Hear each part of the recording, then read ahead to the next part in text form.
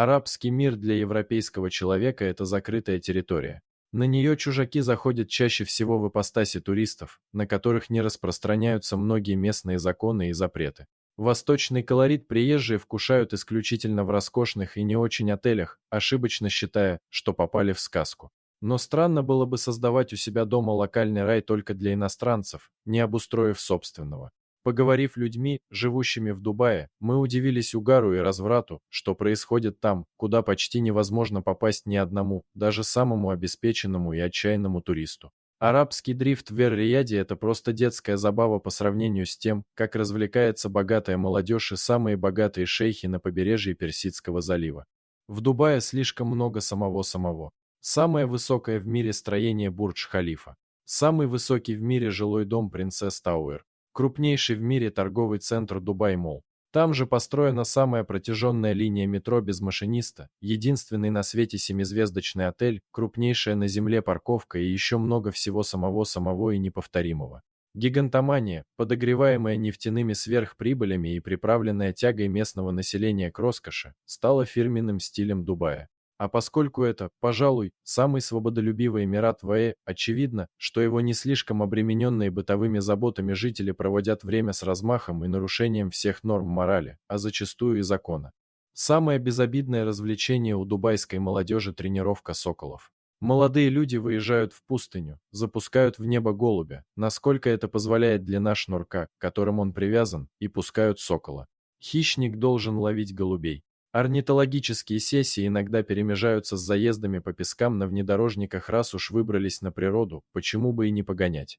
Дубайцы особенно любят японские внедорожники. Те, кто выезжает за город на легковушках, иногда гоняются друг с другом на трассах или участвуют в дрифте. Когда заправить полный бак стоит $25–30, велик соблазн немного пожечь бензин, которого повсюду и так в избытке. Но гонки случаются очень редко. Какой смысл рисковать жизнью, если вечером и ночью в городе ждет столько интересного и приятного? И даже кайфового. Тачки – это ерунда. У высших слоев общества абсолютно другие развлечения, закрытые вечеринки. Относительно недавно арабские ребята почувствовали вкус запретной свободы и как с цепи сорвались, рассказывает девушка, вышедшая замуж за принца и сменившая Москву на Дубай. Представьте себе любой дубайский небоскреб. Дом как дом, жилое строение, никаких вывесок и других опознавательных знаков. Разве что у подъезда стоит какой-то человек. Ты подходишь к нему и называешь нужное имя или кодовое слово. Дальше проходишь по вестибюлю, поднимаешься на этаж. Перед тобой обычная входная дверь в квартиру. А за ней гигантский клуб с огромным баром, диджеем, рулеткой, покерными столами. И местные там открыто употребляют запрещенные вещества. По словам экс-россиянки, в Дубае существует традиция так называемых афтерпати-вечеринок, на которые съезжаются после клубов, работающих открыто и легально. Одна из самых популярных дискотек White Dubai.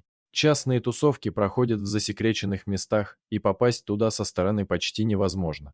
Все начинается около 3 часов ночи, расходятся гости ближе к 7 утра. Самые популярные дни – вторник, пятница и суббота. Хотя при желании на тайной вечеринке можно зависнуть в любой день недели. Главное знать нужный адрес. Если к человеку нет доверия, его никогда не пустят на афтерпати. Но даже если кто-то чужой, иностранец там окажется, то не будет наравне с приглашенными. Если будет облава незваных гостей, сразу сольют, даже если они только что сидели за одним столом с местными, которые клялись им в вечной дружбе и называли братьями, отмечает человек, близкий к организаторам этих тематических дубайских вечеров. Арабским ребятам ничего не будет, они при всех раскладах под защитой. Каждый из них наделен определенной властью. Это не только приближенные к семье шейха, но и крупные бизнесмены, и просто, что называется, свои. А любого туриста тут же закроют.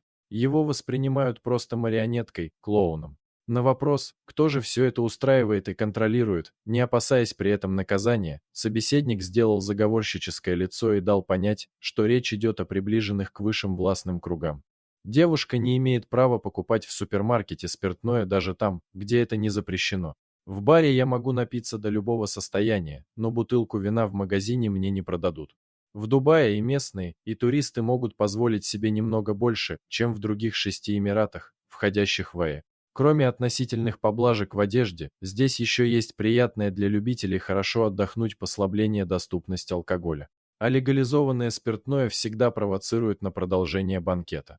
Веселье без девушек, дирхамы на ветер. Антураж на вечеринках создают в основном уроженки стран бывшего СНГ, русские, украинки, белоруски. Любую из них можно ангажировать для продолжения программы.